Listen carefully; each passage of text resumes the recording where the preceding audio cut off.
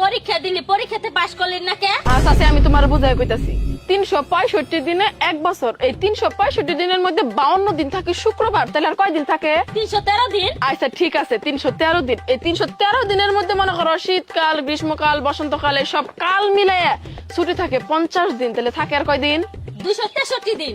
আচ্ছা ঠিক আছে, এখন দৈনিক 8 ঘন্টা করেও যদি একজন মানুষ ঘুমায় তাহলে বছরে 122 দিন খরচ হয়, তাহলে থাকে আর কয় দিন? 140 দিন। আচ্ছা ঠিক আছে, এই 140 দিন থেকে যদি দৈনিক 1 ঘন্টা করেও খেলাধুলা করা হয় চলে যায় 15 দিন, তাহলে থাকে আর কয় দিন? 126 দিন। আচ্ছা এখান থেকে যদি এখন মনে করো প্রতিদিন খাওয়া দাওয়া গোসল টোসল সব মিলে 2 ঘন্টা খরচ করি, তাইলে বছরে চলে যায় মনে করো 30 দিন, তাহলে থাকে আর কয় দিন? 96 দিন। আচ্ছা ঠিক আছে, এখান থেকে মনে করো আবার দৈনিক 1 ঘন্টা আমাকে খরচ হয় কথাবার্তার পিছনে, সব মিলে চলে যায় 15 দিন, তাহলে থাকে আর কয় দিন? 81 দিন। আচ্ছা এরই মধ্যে আবার আমরা পরীক্ষা দেই 35 দিন, থাকে কয় দিন?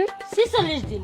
আচ্ছা ঠিক আছে, এই 46 দিন থেকে মনে করো আবার পূজার বন্ধ, এই বন্ধ সেই বন্ধ সব মিলে মনে করো চলে যায় 40 দিন, তাহলে থাকে আর কয় দিন? 6 দিন। আচ্ছা ঠিক আছে, এই 6 দিনের মধ্যে মনে করো আবার 3টা দিন তো তুমি মিনিমাম অসুস্থ থাকবাই, তাহলে থাকে আর কয় দিন? 3 দিন। আচ্ছা এই 3 দিন থেকে 2টা দিনও কি তুমি বেড়াবার যাবা না, তাহলে থাকে আর কয় দিন? ও এই একদিনই খালি পড়ার সময়। এই একদিন কি আর তোমার জন্মদিন থাকবো না? জন্মদিন কি তুমি পালন করবা না? তাহলে আমার পড়াশোনা করার সময় কই? সময় তো নাই।